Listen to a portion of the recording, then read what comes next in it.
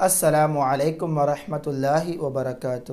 ناظرین، آج کی اس ویڈیو میں ہم لوگ سیرت مبارکہ کلاس میں انشاءاللہ جانیں گے حضور صلی اللہ علیہ وسلم کیسے دعوت و تبلیغ کیے انشاءاللہ۔ دیکھیں، مکمل ویڈیو دیکھیے، اپنے دوست احباب ہیں ثواب جاریہ کی نیت سے ضرور شیئر کیجیے گا۔ دیکھیے، بسم اللہ الرحمن الرحیم۔ نبی پاک صلی اللہ علیہ وسلم مکہ کے لوگوں میں اپنی صداقت و امانت کی وجہ سے مشہور ہو گئے تھے۔ لوگ آپ کو الامین کے لقب سے پکارتے تھے۔ کیا لقب سے پکارتے تھے؟ الامین۔ لوگوں میں مشہور ہو گئے تھے صداقت و امانت کی وجہ سے، سچائی اور امانت داری کی وجہ سے مشہور ہو گئے تھے۔ نبی پاک صلی اللہ علیہ وسلم مکہ کے لوگوں میں اپنی صداقت و امانت کی وجہ سے مشہور ہو گئے تھے۔ لوگ آپ کو الامین کے لقب سے پکارتے تھے۔ آپ کی صداقت کی وجہ سے لوگ آپ کو اپنے معاملات کا فیصل مانتے تھے۔ سبھی لوگ آپ کی تعظیم و تکریم کرتے تھے، یہاں تک کہ شجر و حجر نے آپ کو سلام کرنا شروع کر دیا۔ آپ صلی اللہ علیہ وسلم کے تمام خواب سچے ہوتے تھے۔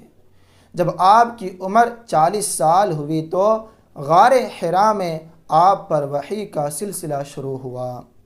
حضرت جبرائیل علیہ السلام نے اقرأ بسم ربک سے ما لم یعلم تک آپ کو پڑھایا۔ پھر آپ نے ارشاد خداوندی سے دعوت و تبلیغ کا سلسلہ شروع فرمایا۔ پہلے مرحلہ میں تھوڑے لوگوں نے اسلام قبول کیا۔ حضور صلی اللہ علیہ وسلم اور آپ کے جانثار صحابہ پر دشمنوں نے ایذا رسانی میں کوئی کسر باقی نہ رکھی۔ بہت مصیبتیں دی وہ لوگ کفار قریش نے، یہاں تک کہ آپ کے بعض صحابہ مصائب کی تاب نہ لا کر، پریشانی اتیاچار مصیبتوں کی تاب نہ لا کر دنیا سے ہی چل بسے۔ جب مصائب کا سلسلہ اپنی حد سے تجاوز کر گیا تو حضور صلی اللہ علیہ وسلم نے صحابہ کرام کو حبشہ کی طرف ہجرت کی اجازت دے دی۔ حبشہ ایتھوپیا، ساؤتھ افریقہ میں ایتھوپیا جگہ ہے وہاں پر۔ تو حضور صلی اللہ علیہ وسلم نے صحابہ کرام کو حبشہ کی طرف ہجرت کی اجازت دے دی۔ نبوت کے 5ویں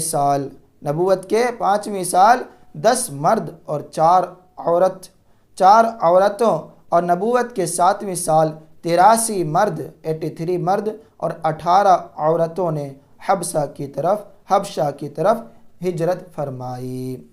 ناظرین، آج کی اس ویڈیو میں ہم لوگ جانیں حضور صلی اللہ علیہ وسلم کے دعوت و تبلیغ کے بارے میں۔ حضور صلی اللہ علیہ وسلم کے صحابہ پر کتنے مصائب، کتنے پریشانیاں، کتنی مصیبتوں کا سامنا کرنا پڑا۔ جب حد سے تجاوز کر گیا تو حضور صلی اللہ علیہ وسلم نے صحابہ کرام کو حبشہ کی طرف ہجرت کرنے کی اجازت دے دی۔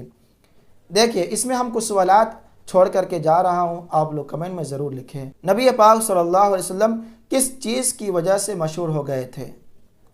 دوسرا، آپ صلی اللہ علیہ وسلم کو لوگ کس لقب سے پکارتے تھے؟ تیسرا، حضور صلی اللہ علیہ وسلم نے ہجرت کی اجازت کب دے دی تھی؟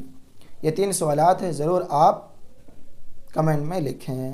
آنے والے ویڈیو میں انشاءاللہ ہم جانیں گے طائف کی روانگی۔ طائف جو مکہ سے کچھ دور فاصلے پر ہے، وہاں پر حضور صلی اللہ علیہ وسلم گئے، کس وجہ سے گئے انشاءاللہ، اور وہاں پر کیا پریشانیاں ہوئی، وہ سب انشاءاللہ آنے والے سیرت کے کلاس میں بتاؤں گا۔